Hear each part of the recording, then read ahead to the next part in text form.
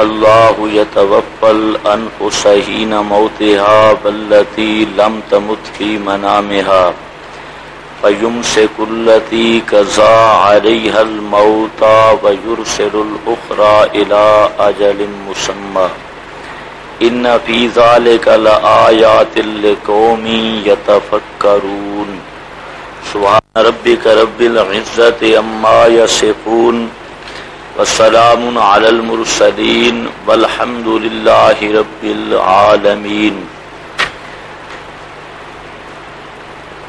معزز طلباء کرام، علماء عظام، کل کے سبق میں آپ حضرات کے سامنے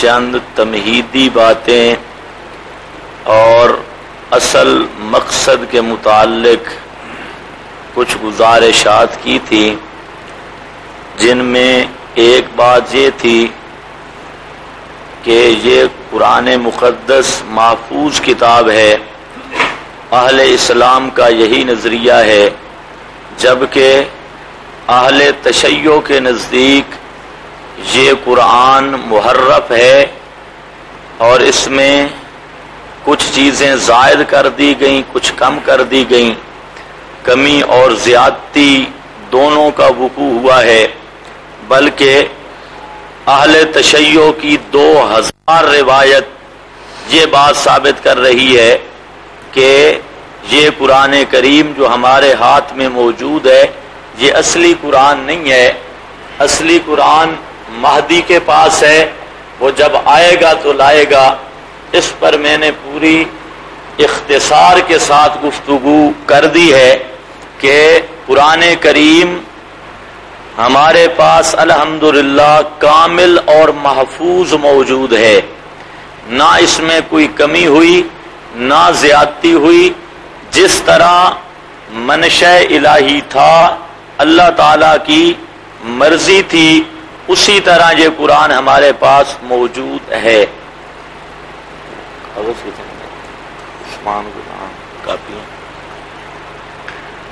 دوسری بات میں نے یہ عرض کی کہ یہ قرآن مقدس میزان ہے، میزان کا مطلب حاکم ہے، حق اور باطل کی کسوٹی ہے، حق اور باطل کی پہچان قرآن سے ہوتی ہے، اس پر میں نے گفتگو کر دی۔ تیسری بات میں نے یہ ذکر کی کہ یہ قرآن مقدس لا ریب ہے، لا ریب اور قیم کتاب ہے، جس کی تفصیل اور تفسیر علماء کرام نے یہ کی کہ قرآن کریم کے اندر کوئی کجی نہیں، اور جہاں پر بھی کوئی کجی ہو تو اس کجی کو دور کرنے والی کتاب قرآن ہے، قیمہ۔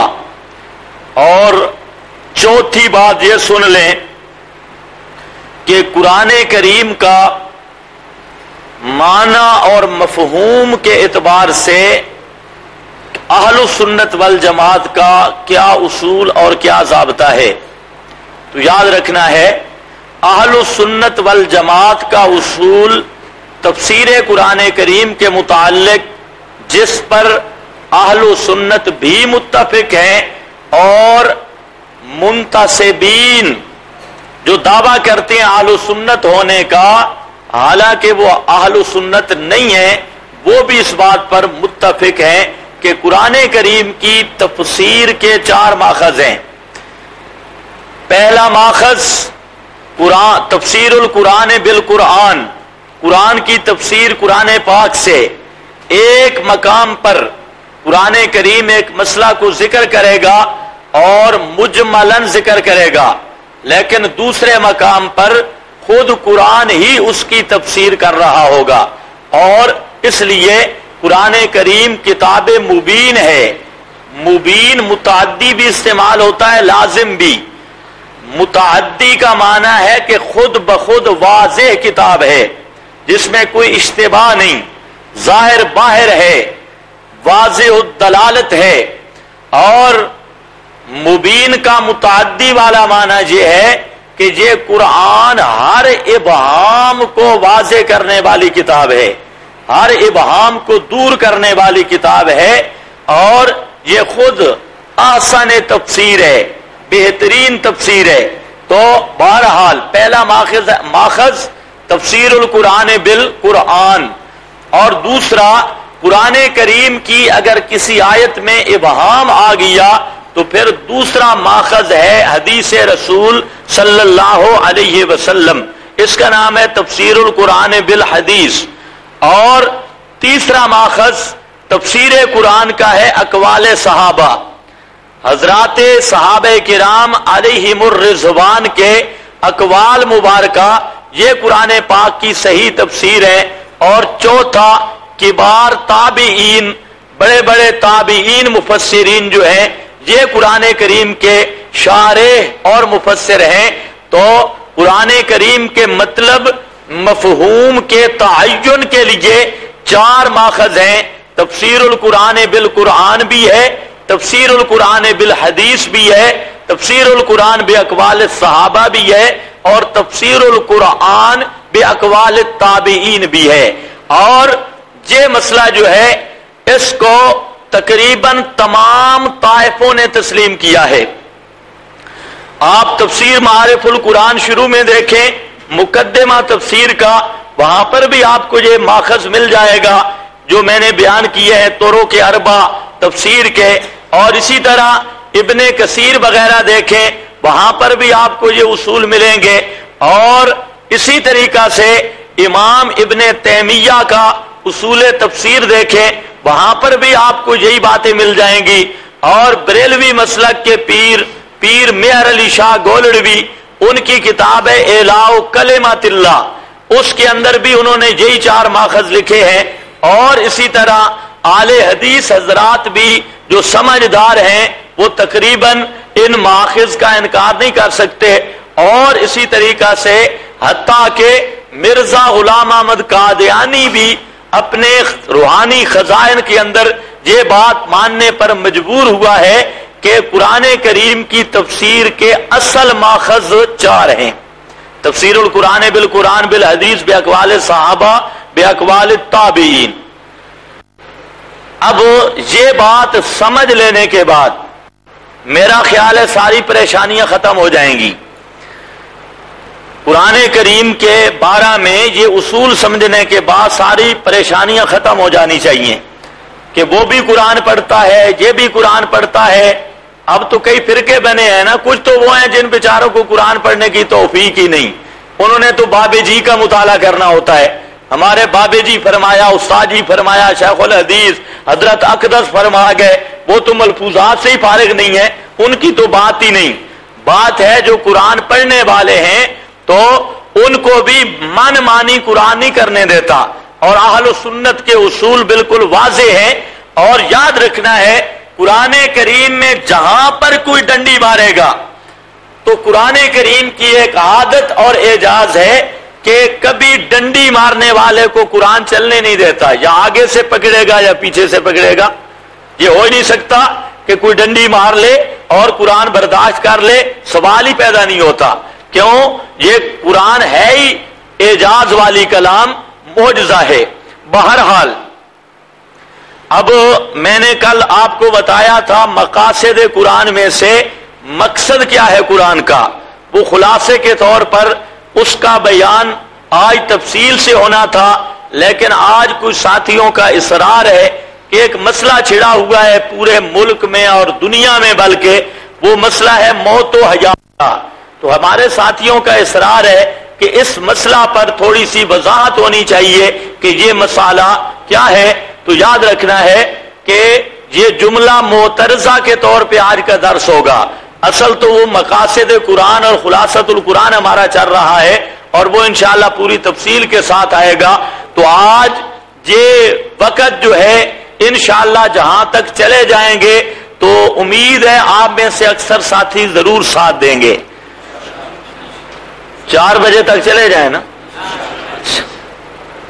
یہ مسئلہ تو ہے بہت لمبا، اور میں اس کو کم از کم 20-22 دن میں پڑھایا کرتا ہوں، لمبا مسئلہ ہے، لیکن بالکل خلاصے کے طور پہ انشاءاللہ دودھ اور پانی آپ کے سامنے آ جائے گا، بشرطے کہ تعصب، ضد اور اندھا پن یہ نہ ہو۔ صرف آپ دیکھ لیں بات قرآن کی ہے، اور میں سب سے پہلے وعدہ کر رہا ہوں، میں پہلے بھی بتا چکا ہوں کہ قرآن کریم کا معنی اور مطلب جو خیر القرون میں سمجھا گیا اشاعت التوحید کا وہی مذہب ہے۔ باقی لوگ کئی قسم کے بہتان وغیرہ لگاتے ہیں، کبھی کہتے ہیں اشاعتی قرآن پڑھتے ہیں، معنی اپنی طرف سے کرتے ہیں۔ آپ پر انصاف ہے، ابھی میں انشاءاللہ قرآن بھی پڑھوں گا اور ایک بھی نہیں 80 کے قریب آیات پڑھوں گا، اور پھر آپ نے دیکھنا ہے کہ معنی ہم کس کا پیش کرتے ہیں۔ یہ جو پراپاگنڈا مہم چلی ہوئی ہے کہ جی اشاعتی معنی کرتے ہیں اپنا، یہ تو میں دیکھوں گا کہ اپنا معنی کس کا ہے اور اہل سنت کے اصول کے مطابق معنی کس کا ہے، بشرطے کہ انصاف اور ایمان سامعین کا موجود ہو تو پھر انصاف کرنا آسان ہے۔ تو بہرحال سب سے پہلی بات، آپ کے پاس نوٹس لکھے ہیں، یہ لکھوائے میں نے اس لیے بہت زیادہ مواد آپ کے پاس لکھا ہے، میں صرف خلاصے تقریر بیان کروں گا، باقی آپ حضرات تفسیروں کے حوالے بھی سب کچھ لکھا ہے، اصل ماخذ کی طرف آپ خود رجوع کر لیں۔ سب سے پہلی بات کہ یہ موت و حیات کے مسئلہ کا اختلاف کی تنقیح کیا ہے، تنقیح کا مطلب کہ اصل جھگڑا کیا ہے، یہ جھگڑا ہے کیا، تو یاد رکھنا ہے کوئی مشکل مسئلہ نہیں، لا ینحل نقطہ نہیں، ہمارے نظریہ میں 3 باتیں ہیں،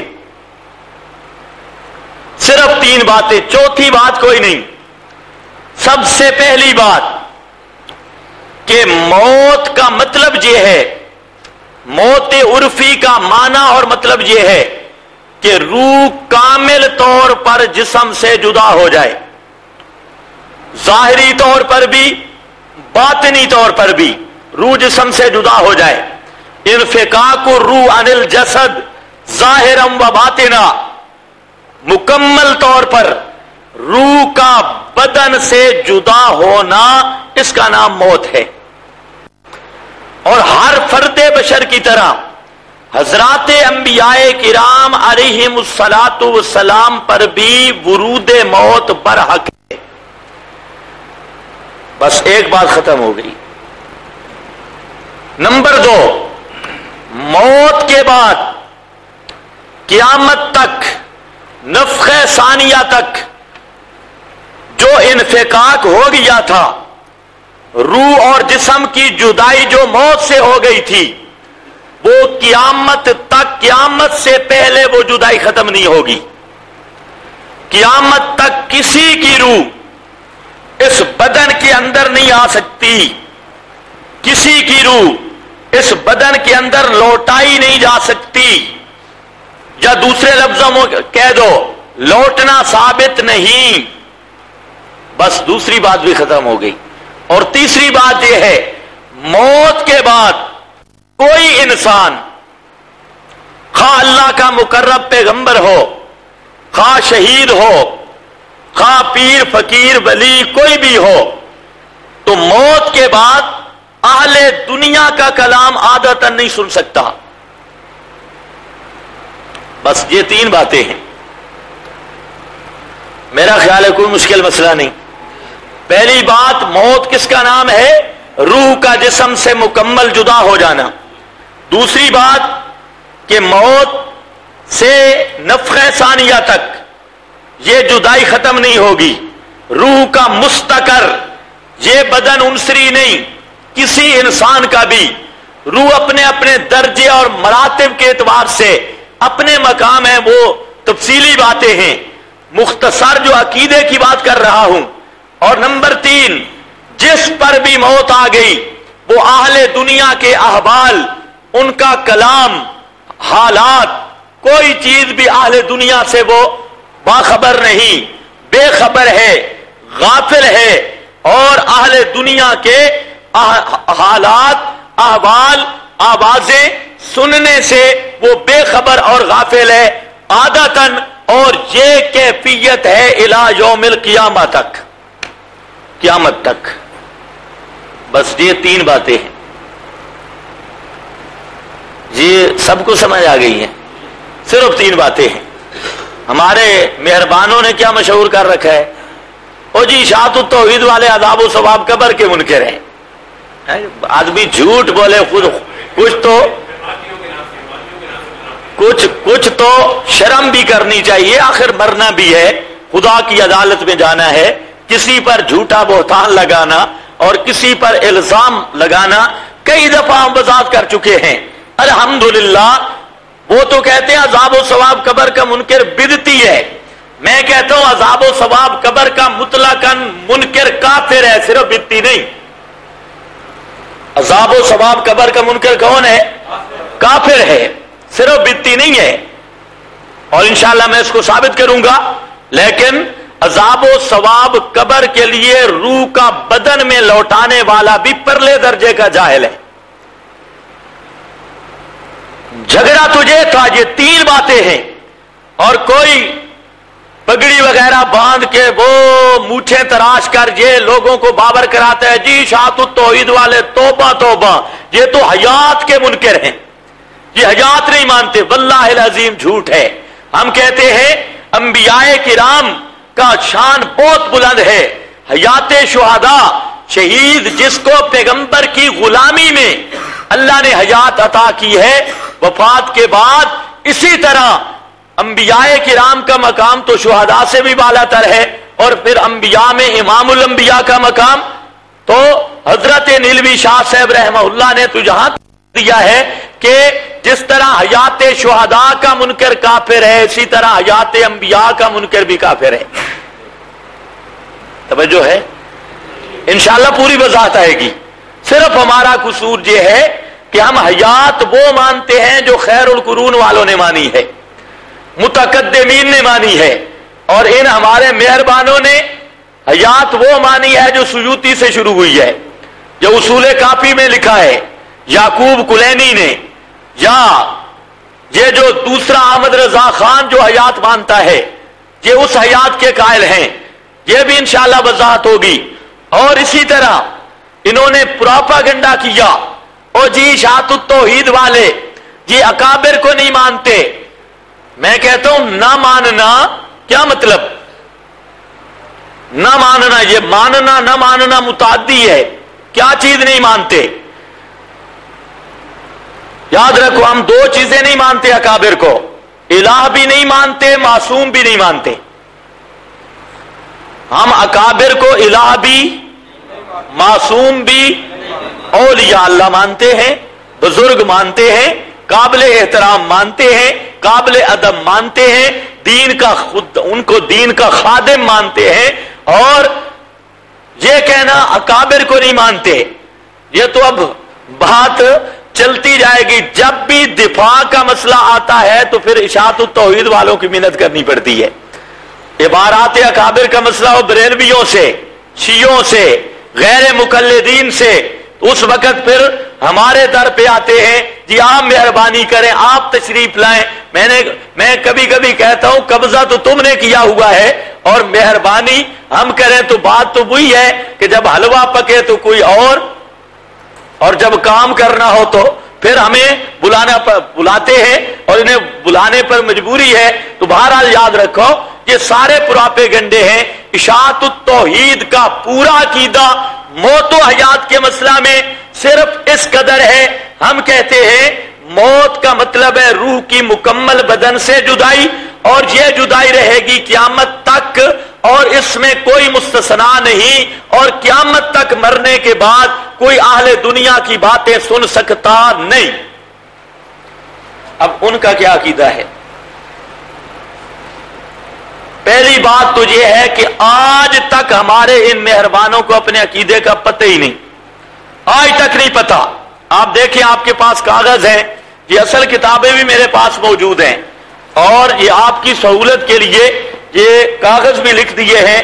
یہ کتاب ہے الخیر، اکاڑوی نمبر، اس مسئلے کا جو سب سے بڑا چیمپئن رہا ہے، ہیڈ اور چیمپئن اس کی وفات پر یہ خیر المدارس والے بزرگوں نے یہ اکاڑوی نمبر شائع کیا ہے، اور یہ اصل اکاڑوی نمبر ہے۔ اس کے اندر یہ صفحہ اس کا 238 ہے۔ 238 صفحہ پر اس کی ایک عبارت سنیں، اور خدا کے لیے یہ جو فتوے لگانے والے ہیں ان کے سامنے یہ عبارت رکھیں کہ آج تک میدان میں رہنے والوں کو بھی یہ نہیں پتا کہ اشاعت التوحید والوں کے ساتھ ہمارا اختلاف ہے کیا۔ بدنام کیا جاتا ہے، فتوے دیے جاتے ہیں، لیکن جھگڑے کا پتہ ہی نہیں۔ اب یہ میرے پاس صفحہ 238 ہے، اور اس میں کہتے ہیں کہ حضرت اکاڑوی،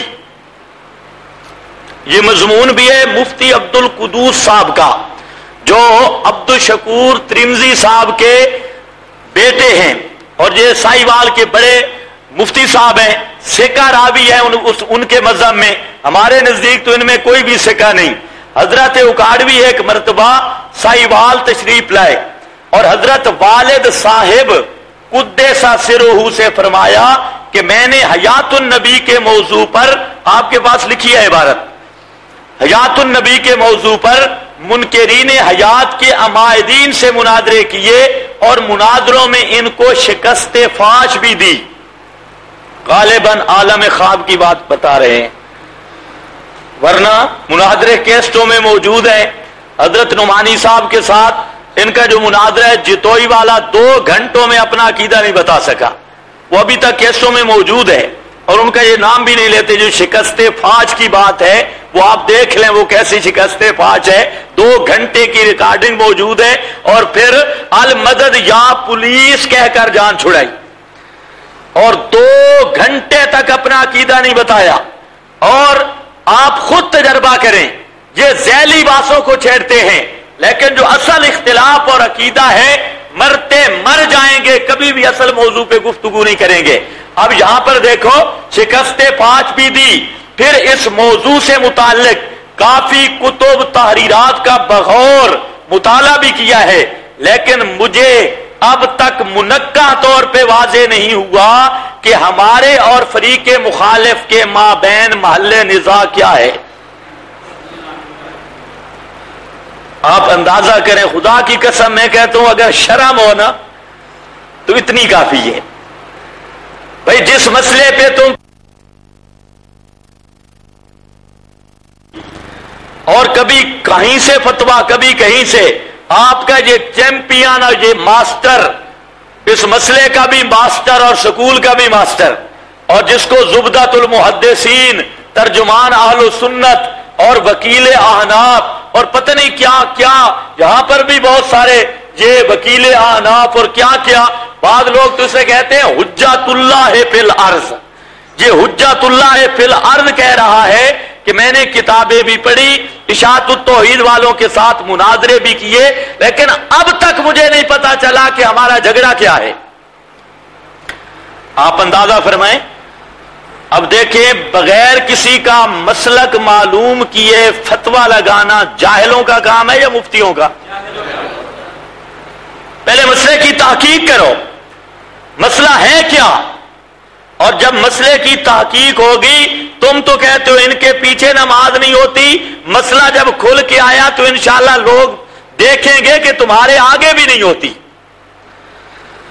ان کی تو پیچھے نہیں ہوتے۔ جب مسئلہ کھلے گا، اب تو یہ چادریں شادریں اور برقے شرکے یہ پڑے ہوئے ہیں، اور لوگ بھی سمجھتے ہیں یہ بڑے بزرگ ہیں، میک اپ شیک اپ کر کے لوگوں کو دھوکہ دیتے ہیں، لیکن یہ جب اصل چہرے آئیں گے تو انشاءاللہ پتا چلے گا کہ آگے نہیں ہوتی یا پیچھے نہیں ہوتی۔ اب یہ 238 صفحہ ہے، اس کا کوئی انکار کر کے دیکھے، اور یہ الخیر اکاڑوی نمبر ہے، اور انہی کے مدرسے سے شائع ہوا ہے جو یہ رونا رو رہا ہے کہ مناظر اسلام، وکیل احناف، مجتہد اسلام، زبدۃ المحدثین اور وکیل احناف اور پتہ نہیں اور ہی 2 گز القاب والے کو یہ نہیں پتا کہ اشاعت توحید والوں کے ساتھ ہمارا جھگڑا کیا ہے۔ تو یاد رکھنا ہے، ان حضرات کو اب تک پتہ ہی نہیں، اور ان کی تسکین الصدور، سماع الموتیٰ، حیات انبیاء، اور دیگر کتابوں میں تقریباً 18 عقیدے لکھے ہوئے ہیں ان 3 باتوں کے متعلق جو میں نے ذکر کی۔ الٹا الزام کیا دیتے ہیں؟ جی شاہ و توحید والوں کے عقیدے بدلتے ہیں۔ اب میں پورے دعویٰ سے کہہ رہا ہوں یہ جو 3 باتیں میں نے بیان کی، ہمارا کوئی عالم اس کا نظریہ اس کے خلاف بتلاؤ، کس عالم کا نظریہ خلاف ہے؟ جبکہ تمہارا، اور ذرا دیکھو اصل ان کا نظریہ جس پر وہ زیادہ نازاں ہیں وہ نظریہ ہے کیا؟ یہ آپ کے پاس نیچے لکھا ہے ماخذ نمبر 1، کیفیت موت اور فریق مخالف۔ پہلے سمجھ لو، ہمارے ہاں کیفیت موت میں نے بتا دی، ہر فرد بشر کی طرح حضرات انبیاء کرام علیہم الصلاۃ والسلام پر بھی ورود موت برحق ہے، اور موت کا معنی میں بیان کر چکا ہوں۔ اب ان کے ہاں مولانا عبدالشکور صاحب ترمذی فرماتے ہیں جو آب حیات کے ایک عبارت کو لکھ کر جس کا خلاصہ یہ ہے کہ عام حضرات کی ارواح وہ تو بدن سے نکل جاتی ہیں، لیکن انبیاء کرام علیہم الصلاۃ والسلام کی ارواح مبارکہ ابدان انسریہ سے نکلتی نہیں ہیں بلکہ اندر ہی سمٹ جاتی ہیں۔ اس کے بارے میں مولانا عبدالشکور ترمذی صاحب کہتے ہیں کہ علماء دیوبند کا اجماع ہے۔ کس نظریے پر؟ کہ انبیاء کرام علیہم الصلاۃ والسلام کی ارواح مبارکہ ابدان انسریہ سے نکلتی نہیں ہے۔ یہ مولوی عبدالشکور صاحب کہہ رہے ہیں، مفتی ساہیوال کے علماء دیوبند کا اس مسئلے پر اجماع ہے، یہ کسی اکا دکا فرد کی رائے نہیں ہے۔ اور وہ فرق کیا ہے کہ انبیاء کرام کی موت حبس روح کی صورت میں آتی ہے، ان کی ارواح جو ہیں ان کے ابدان کے اندر سکڑ جاتی ہیں، لیکن ابدان سے فارغ اور خارج نہیں ہوتی۔ دیکھ لیں آپ عبارت۔ اس کے ساتھ دوسری بات اس عبارت سے یہ معلوم ہوئی کہ آب حیات میں اس مسئلہ حیات النبی کو جس دقیق اور انوکھے طرز پر حضرت مولانا محمد قاسم نانوتوی صاحب قدس سرہ نے تحریر فرمایا، ان سب حضرات دستخط کنندگان نے اس کو اسی طرز پر تسلیم فرما لیا گویا اسی وقت علماء دیوبند کا اجماع آب حیات کی تصدیق پر بھی منعقد ہو چکا تھا۔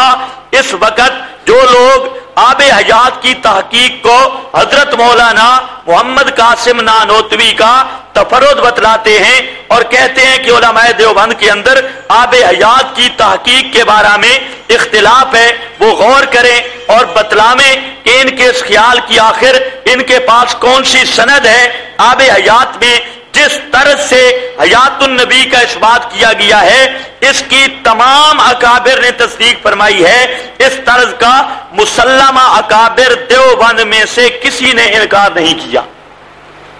یہ کتاب ہے ہدایت الحیران، یہاں پر ہوگی ہدایت الحیران، یہ کتاب ہدایت الحیران مفتی عبدالشکور صاحب ترمذی ساہیوال والوں کی، یہ وہ بزرگ ہستی ہیں کہ جنہیں جواہر القرآن کے رد لکھنے کی سعادت حاصل ہے۔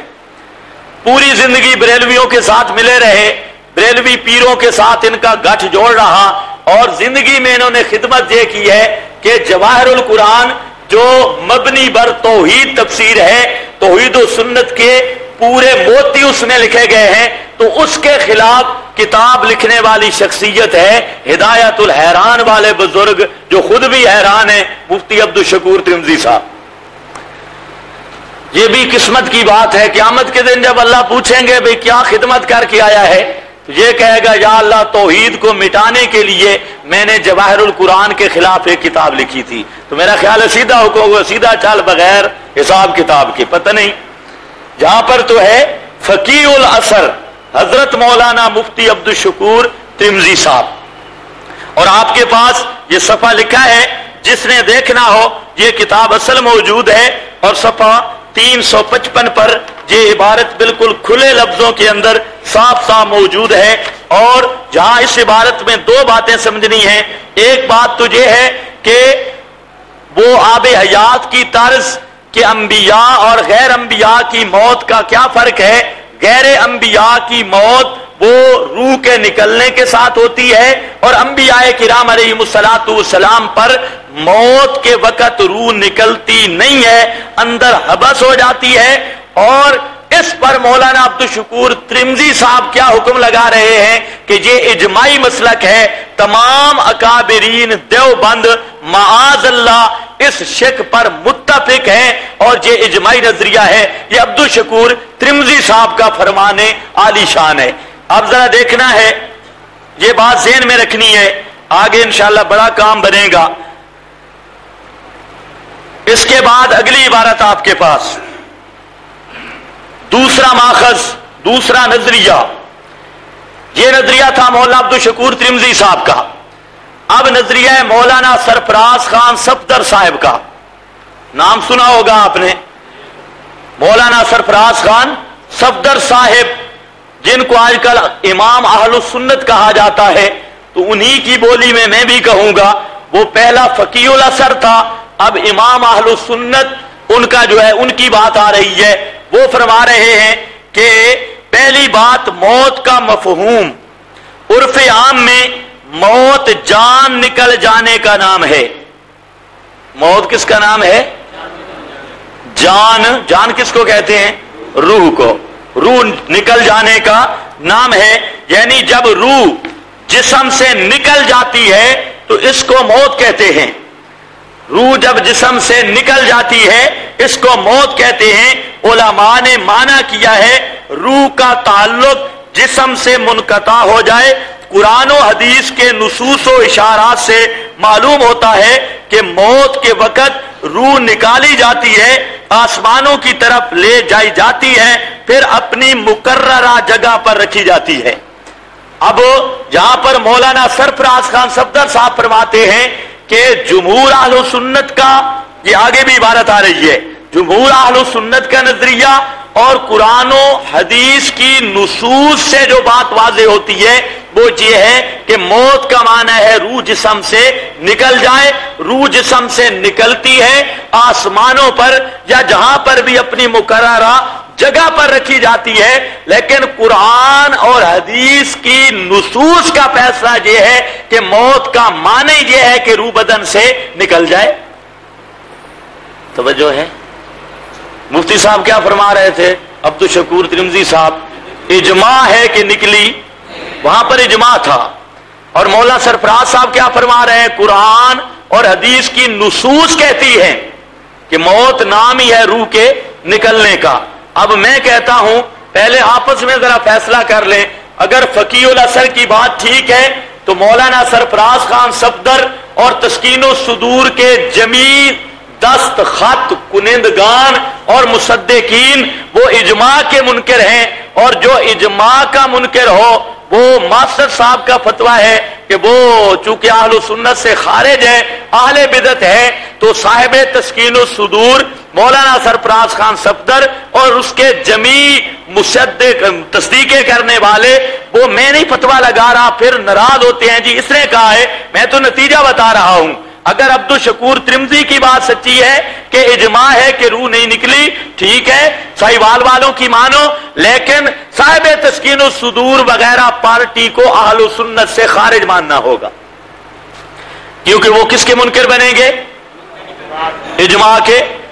اور اگر مولانا سرفراز خان صفدر اور ان کے مصدقین کی بات ٹھیک ہے تو پھر مولانا عبدالشکور ترمذی کو بے ایمان ماننا ہوگا، کیونکہ قرآن کا منکر ایماندار ہوتا ہے یا بے ایمان؟ جی، حدیث کی نصوص کا منکر ایماندار ہوتا ہے یا بے ایمان؟ اب میں تو نہیں کہہ رہا، یہ تو مولانا سرفراز صاحب کہہ رہے ہیں۔ مولانا سرفراز صاحب کہتے ہیں کہ قرآن اور حدیث کی نصوص یہ بتا رہی ہے کہ موت نام ہی ہے روح کے نکلنے کا۔ ادھر عبدالشکور ترمذی کا اجماع ہے، ان کا قرآن اور حدیث کی نصوص کہتی ہیں روح نکلی، وہ کہتے ہیں نہیں نکلی۔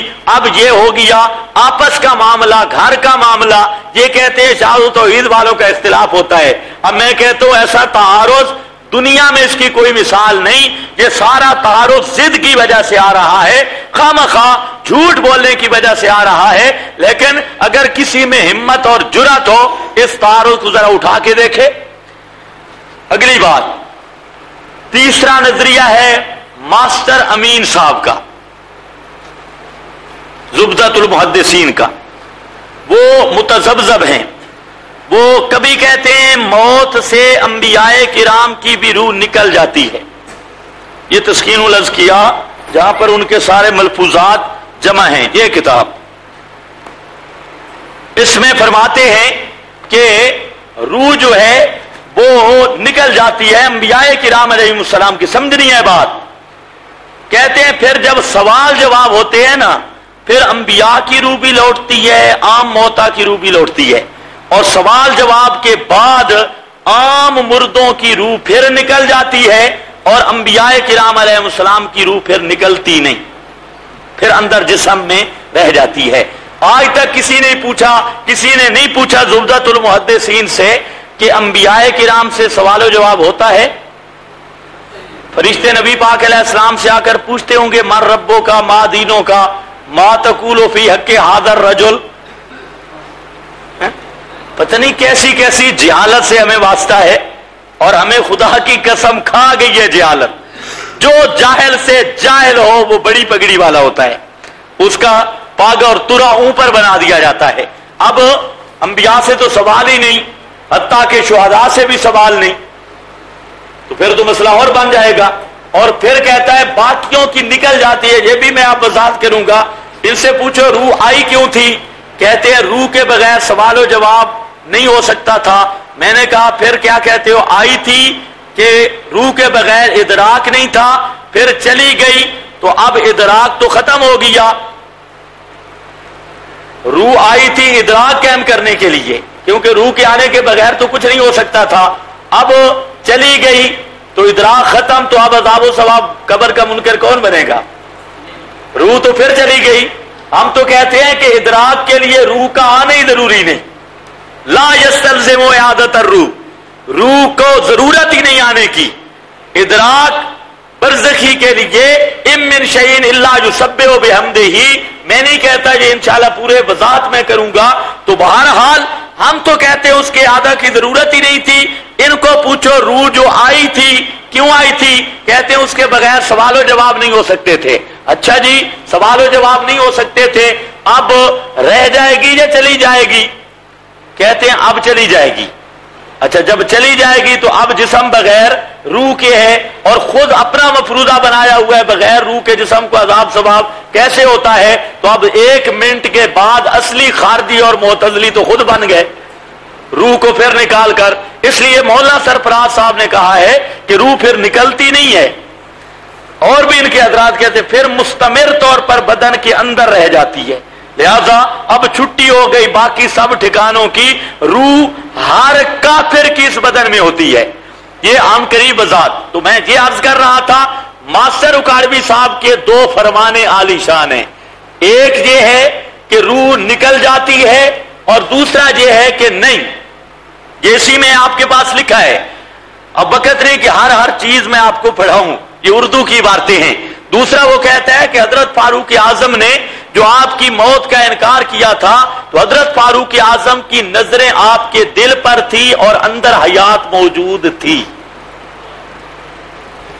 اسی میں لکھا ہے. تو اس لیے اب ماسٹر کے ہو گئے 2 قول. اب ذرا پھر توجہ فرمائیں. تو ماسٹر صاحب کی پارٹی جتنی اتحادی ہیں، ان کا اہل سنت سے خارج ہونا مولانا عبدالشکور ترمذی صاحب اور مولانا سرفراز صاحب دونوں گروہوں کے نزدیک مسلم ہے. کیسے؟ جب یہ کہتا ہے روح نکل گئی، عبدالشکور ترمذی کے اجماع کا انکار، اور جب کہتا ہے نہیں نکلی، مولانا سرفراز خان کی بیان کردہ نصوص قرآن و حدیث کا انکار. تو مولانا امین اکاڑوی صاحب اور اس کے چیلے چاٹ یعنی خدام اور اس کے گروہ کا اہل سنت سے خارج ہونا مولانا عبدالشکور ترمذی اور مولانا سرفراز خان صفدر دونوں گروہوں کے اجماع سے ثابت ہے. پتہ نہیں آپ کو میری بات سمجھ بھی آئی ہے یا نہیں ہے؟ ایک کتنے نظریہ آ گئے؟ 3. چوتھا نظریہ ہے حضرت مولانا علامہ خالد محمود صاحب PhD لندن، ان کا. اور وہ یہ یادگار خطبات ہیں، ان میں بھی ہے اور خطبات خالد میں بھی اپنی کتاب ان کی اس کے اندر بھی موجود ہے۔ تو اس کے اندر جو ہے حضرت مولانا پی ایچ ڈی صاحب، وہ چونکہ ڈاکٹر تھے، وہ فرماتے ہیں یہ یادگار خطبات کی زیارت۔ ابھی المسلک المنصور جب میں نے لکھی تھی تو بعد کے اندر اس کے اندر بڑی تبدیلیاں آئی ہیں، انہیں پہلے نہیں پتا تھا کہ اس میں کون سا گند لکھا ہوا ہے، بعد میں خود انہوں نے تبدیلیاں کی ہیں۔ یہ دوسرا ایڈیشن، اس میں تبدیلیاں ہیں، میرے پاس پہلا ایڈیشن بھی ہے۔ تو بہرحال مولانا خالد محمود صاحب فرماتے ہیں کہ روح نکلتی بھی ہے، نہیں بھی نکلتی۔ آپ کے پاس جہاں عبارت لکھی ہے روح نکلتی بھی ہے، نہیں بھی نکلتی، وہ کیسے؟ کہتے ہیں جسم کے اندر ایک تو ہوتا ہے گوشت، پوست، خون، اس سے روح نکل جاتی ہے، اور خون کے درمیان ہوتے ہیں خلا، خالی جگہ، تو گوشت سے روح نکل کے وہ جو خالی جگہ ہوتی ہے نا وہاں پر رک جاتی ہے، جسم سے بالکل نکلتی نہیں ہے۔ اس لیے کہتے ہیں اب تطبیق ہو گئی، جو ہمارے بزرگ کہتے ہیں نہیں نکلی وہ بھی سچے، جو کہتے ہیں نکلی وہ بھی سچے۔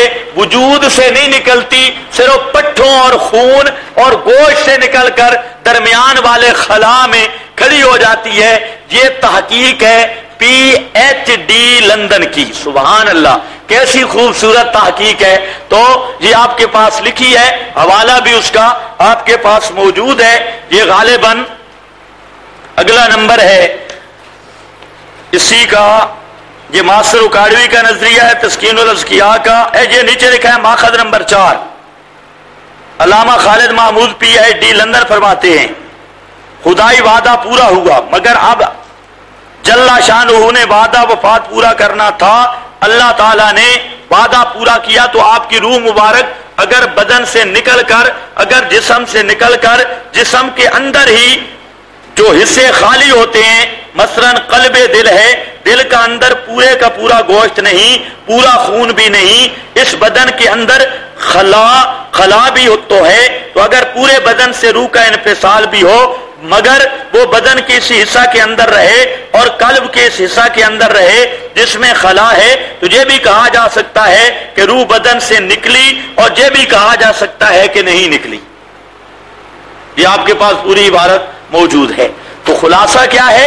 پہلی بات میں نے عرض کی اشاعت التوحید و سنہ کا الحمدللہ یہ بالکل واضح مسلک ہے، اور مولانا سرفراز خان صفدر صاحب بھی اس مسلک کو ماننے پر صرف مجبور نہیں ہوئے بلکہ یہ لکھنے پر مجبور ہوئے ہیں کہ قرآن میں بھی یہی مسئلہ ہے کہ ہر ایک کی روح موت کے وقت نکلتی ہے اور روح کا تعلق بدن سے یہ منقطع ہو جاتا ہے۔ حدیث کی نصوص بھی یہی کہتی ہے۔ یہ مولانا سرفراز صاحب خود مجبور ہوئے ہیں اشاعت التوحید کے اس موقف کو تسلیم کرنے کے لیے، آخر حق اپنا لوہا منواتا ہے۔ اور دوسرا مسلک میں نے ذکر کیا مفتی حضرت مولانا مفتی عبدالشکور ترمذی صاحب فقیہ الاثر کا، اور تیسرا زبدۃ المحدثین کا، اور چوتھا پی ایچ ڈی لندن کا۔ تو ہمارا صرف ایک نظریہ ہے، ان کے کتنے آگے؟ 4۔ غالباً اسی لیے انہوں نے اصطلاح بھی بنائی ہے حق جاریہ۔ اب اس کے بعد جو حضرات کہتے ہیں کہ روح نکل جاتی ہے، تو سب سے پہلے ہمارا نزاع کا پہلا نقطہ موت کی کیفیت بیان کرو، روح نکلی یا نہیں۔ اور جو کہے روح نہیں نکلی وہ اہل و سنت یا اہل و سنت سے خارج، یا اس کی کوئی دلیل، یا جو کہے روح نکل گئی وہ اہل و سنت یا اہل و سنت سے خارج۔ ہر ایک کا حکم بھی بیان فرمائیں اور یہ تعین بھی ذرا کریں۔ ہمارا تو صاف نظریہ ہم نے ذکر کر دیا ہے، موت نام ہی انفکاک الروح عن الجسد ظاہرا و باطنا کا ہے۔ موت کا مطلب ہی یہ ہے کہ روح بدن سے جدا ہو جائے۔ دوسرا ہم نے کیا کہا تھا؟ یہ جدائی کب تک رہے گی؟ قیامت تک، نفخہ ثانیہ تک۔ روح پھر اس بدن میں واپس نہیں آ سکتی۔ ان کا کیا نظریہ ہے؟ ان کے سبحان اللہ ایک نظریہ نہیں، نظریات ہیں، نظریات کثیرہ۔ کبھی کہتے ہیں جی روح پورے بدن کے اندر آ جاتی ہے، بالکل ٹھیک ٹھاک زندہ ہو جاتا ہے. اور کبھی کہتے ہیں کہ نہیں، روح دل کے ایک ذرا کے اندر آتی ہے. یہ تسکین و صدور میں دیکھنا سارے نظریات لکھے ہیں ماشاءاللہ. پورے تسکین و صدور جو ہے عجائب گھر ہے، پورا عجائب گھر، اور باقی سارے چڑیا گھر. دوسری جو مختلف کتابیں انہوں نے ان مسائل پہ لکھی ہے تو آپ کو مختلف شعر ملیں گے. تو وہاں پر یہ ہے کہ روح لوٹتی ہے جی کہاں؟ دل کے ایک ذرے میں. پھر کہتے ہیں نہیں، روح لوٹتی ہے دماغ کے ایک ذرے میں. پھر کہتے ہیں نہیں، روح آتی ہے ذرات اصلیہ میں. پھر کہتے ہیں نہیں، روح آتی ہے جسد اور کفن کے درمیان.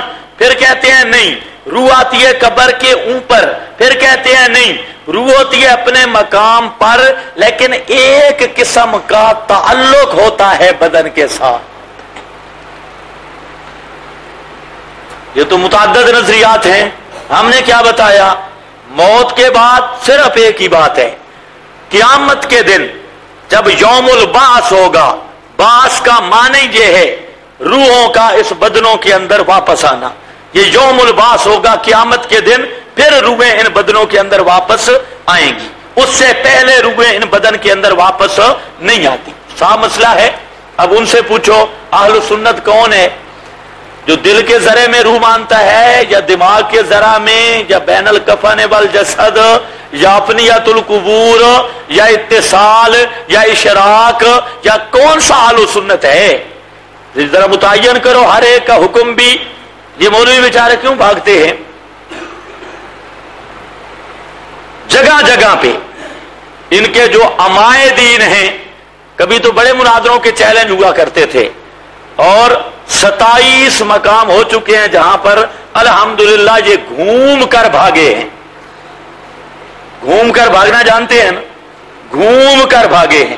اور ہر جگہ پہ میں نے تو ساتھیوں کو کہا ہے کہ یہ پیار محبت سے مسئلہ حل کرنا چاہیے. کوئی ذمہ دار عالم ہو اور آپس میں پیار محبت سے یہ مسئلہ حل کریں. قرآن و حدیث کا مسئلہ ہے.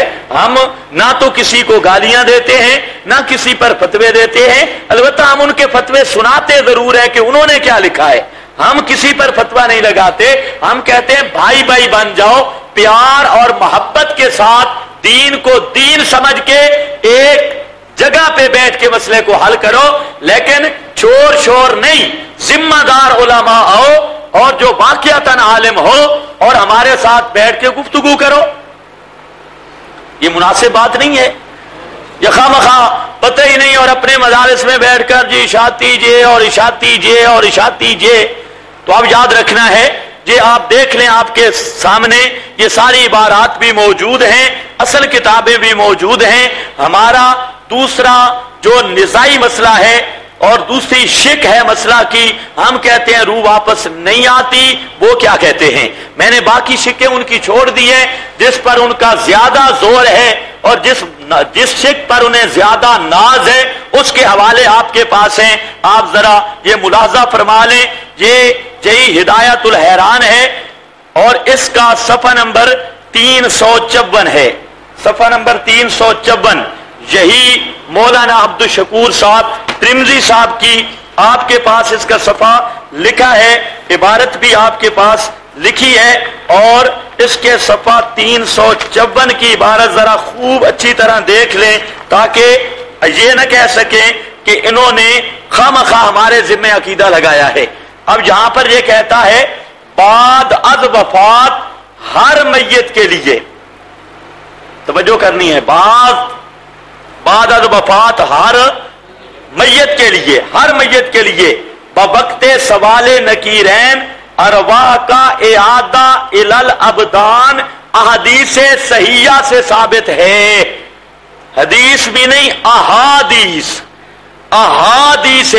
صحیحہ سے ثابت ہے. یہ مولانا عبد الشکور صاحب ترمذی صاحب فرما رہے ہیں. کیا فرما رہے ہیں؟ کہ ہر میت کے لیے روح پھر اس بدن کے اندر لوٹا دی جاتی ہے. انبیاء کی بات ہے یا ہر میت کی؟ خیال کرنا ہے. اور صرف تعلق کی بات ہے یا روح کے بدن کے اندر لوٹنے کی؟ دوبارہ روح بدن کے اندر آ جاتی ہے، لوٹ کے آ جاتی ہے. इसी तरीका से फरमाते हैं, ये आगे आपके पास इसी हिदायत उल हैरान का सफा नंबर 355 है, इस पर फरमा रहे हैं, इस मरने वाले मोमिन की रूह इसके बदन में लौटाई जाती है। मरने वाले मोमिन की रूह उसके बदन में लौटाई जाती है। अब मरने वाले मोमिन अंबिया की बात है या शुहदा की या आम मौता की? मोमिन, हर मोमिन की रूह लौटाई जाती है। ये हिदायतुल हैरान सफा 355 फरमाते हैं, जबकि हस्बे तसरीहात साबिका जुमला अमवात, ये जरा याद रखना है लफ्ज जुमला। जुमला का माना होता है तमाम मुर्दे, जुमला अमवात तमाम मुर्दे, अमवात के लिए बाद अज वफात बवक्ते सवाल इयाद रूह अहदीस सही से साबित है। तो फिर अंबिया के अजसाद मुबारका में इयाद अरवा का आम कैदा के बरखिलाफ किस दलील से इनकार किया जाता है? मौलाना अब्दुल शकूर तिरमिज़ी साहब फरमा रहे हैं कि हर मैयत की रूह उसके बदन में लौटाई जाती है। किसकी रूह? लोगों को क्या धोखा देते हैं, बोर्ड क्या होता है हयातुन नबी, हयाते अंबिया। अब देखें कितना बड़ा धोखा है, लोगों को उल्लू बनाने के लिए उन्वान रखा जाता है हयातुन नबी का, और इन हजरात का नजरिया पूरी जिम्मेदारी से बयान कर रहा हूं, जो अबू जाल की हयात के मुताल्लिक है वही इमामुल अंबिया की हयात के मुताल्लिक है। ये कहते हैं हर काफिर की रूह लौटती है और बदन के अंदर होती है, हर मोमिन की रूह, हर काफिर की रूह, सिख, हिंदू, मजूसी, हर काफिर तारिये की रूह भी उसके इस बदन के अंदर होती है। और असल झगड़ा भी ये है, इन्होंने खामखा एक प्रोपेगेंडा करके और अंबियाए किराम अलैहिमुस्सलातु वस्सलाम के मुकद्दस नाम को इस्तेमाल करके लोगों को धोखा देने के लिए, जिस तरह बरेलवी मसलक में गैब दानी तो पीरों की बिलियां भी हैं। अहमद रजा ने लिखा है मलफूजात में, मलफूजात वाला है गधा, वो भी जानता है, और हाजिर नादिर शैतान भी है, और बरेलवी मौलवियों के नजदीक। लेकिन लोगों को क्या धोखा देते हैं, देखो जी देवबंदी इतने गुस्ताख हैं कि वो नबी पाक अलैहिस्सलाम के इल्म गैब नहीं मानते। यकीन फरमाओ यही धोखा बेहनी रजाखानियों वाला इन हजरात के अंदर है। ये खुद कायल है कि काफिर भी कब्र में जिंदा है, मोमिन भी कब्र में जिंदा है। हयातुल अमवात किताबों का नाम, सब जिंदा हैं। और जिंदा कैसे?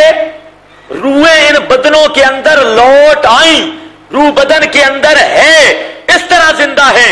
और हर काफिर सुनता है मौत के बाद, हर हिंदू, सिख, मजूसी दुनिया वालों की कलाम सुनता है।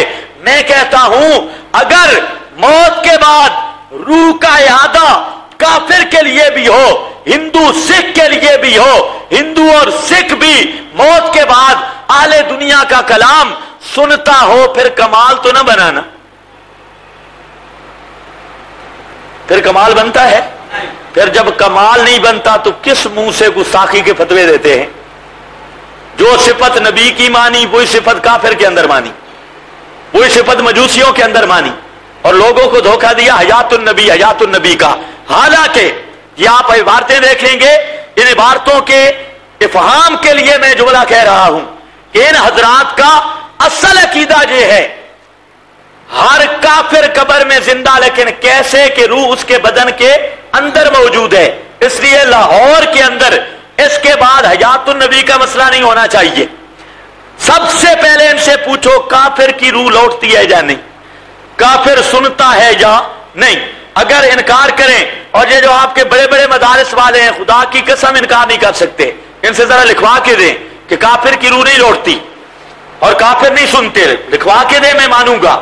ये तो खामखा इन्होंने बहाना बनाया हुआ है काफिर की रूह लौटने के कायल, और इस मजहब की 40 किताबें कह रही है कि हर काफिर की रूह लौटती है, हिंदू की लौटती है, सिख की लौटती है। और सारे ये कब्रिस्तान नहीं, ये अंदर अंदर से जिंदों का जहान है, सारे अंदर जिंदे पड़े हैं, और ये सुनने वाले हैं, देखने वाले हैं, اوپر اوپر قبر ہے اور روح اس بدن کے اندر آ گئی. اس لیے یاد رکھنا اگر کافر کا انکار کریں گے بات مومن کی کریں, اگر مومن کی روح کا انکار کریں اور سما کا انکار کریں اگر تو پھر بات خواص کی ہوگی, شہداء کی ہوگی, انبیاء کرام کی ہوگی, امام الانبیاء کی ہوگی. وہ تو ہستیاں بلند اور بالا تر اور رفعت و مقام والی ہیں.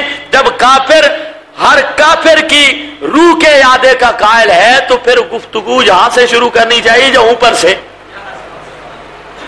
تو آپ بھی سادے لوگ ہوتے ہیں, انہوں نے تو ایک دھوکہ دیا ہے ہاتھی کے دانتوں والا, ایک عنوان دیا, آپ بھی پیچھے چل پڑے. حالانکہ یہ مسئلہ حیات النبی کا ہے ہی نہیں, حیات انبیاء کا ہے ہی نہیں. حیات النبی حیات انبیاء انشاءاللہ میں ضرور بیان کروں گا, اور قرآن و سنت کی روشنی اصحاب رسول ائمہ متقدمین کے اقوال کی روشنی میں آئے گا. وہ مسئلہ ہی جدا ہے. مسئلہ تو یہ پڑ گیا کہ ان حضرات کے نزدیک ہر ایک کی روح اس بدن کے اندر لوٹ کی آتی. اچھا دیکھیں حوالے جہاں پر میں نے کیا عبارت پڑھی, جب حسب تصریحات سابقہ جملہ اموات کے لیے بعد از وفات بوقت سوال اعادہ روح احادیث صحیح سے ثابت. کس کے لیے؟ جملہ اموات. اس کو یاد رکھنا ہے. اگلا اعادہ روح کا حیات جسمانی کا دوام و استمرار, یہ جملہ یاد رکھنا ہے, دوام و استمرار. مولوی عبدالشکور صاحب کہتے ہیں کہ روح عارضی طور پہ نہیں لوٹائی جاتی, ہمیشہ روح اسی بدن کے اندر رہتی ہے, اس میں دوام ہمیشگی استمرار ہوتا ہے. یہ نہیں کہ وقتی آئی اور پھر چلی جائے, اس طرح نہیں ہے. یہ عبارت نمبر آپ کے پاس یہ آگے ماخذ نمبر تو نہیں لکھا, صفحہ 365 لکھا ہے. اس پر اعادہ روح کا حیات جسمانی کا دوام استمرار, اس گزارش کے پیش نظر ان احادیث سے قدر مشترک کے طور پر حضرت کے لیے روز اطہر میں دائمی طور پر اعادہ روح اور جسمانی حیات کے دوام و استمرار کا ثبوت ہو جاتا ہے. اب ذرا اس عبارت پر غور فرمائیں. مولانا عبدالشکور ترمذی صاحب کیا کہتے ہیں کہ آپ صلی اللہ علیہ وسلم کی روح جو ہے وہ آپ کے بدن اقدس کے اندر ہے اور عارضی طور پہ نہیں, استمرارن اور دائمن ہر وقت آپ کے وجود اقدس کے اندر ہے. اور اصل جھگڑا یہی ہے اعادہ روح والا. اس لیے میں نے بہت ساری باتیں جمع کی ہیں, کیونکہ جب یہ ہمارے دوست پھانس جاتے ہیں, ابھی جو مولوی منیر احمد منور ہے یہ اتحادیوں کا امیر, اس کے پاس ہمارے ایک دوست گئے ہیں تو گفتگو ہوئی, تو اس نے خود, دوست بھی قائد آباد کے مولانا شمس الحق صاحب, وہ خود مل کر آئے ہیں, تو اس نے صاف کہہ دیا کہ یہ جو روح لوٹانے والی بات ہے نا, اس کو ثابت کرنا بڑا مشکل ہے. اور کہتے ہیں میں اپنی جماعت کو کوشش کروں گا یہ بات منوانے کی کہ یہ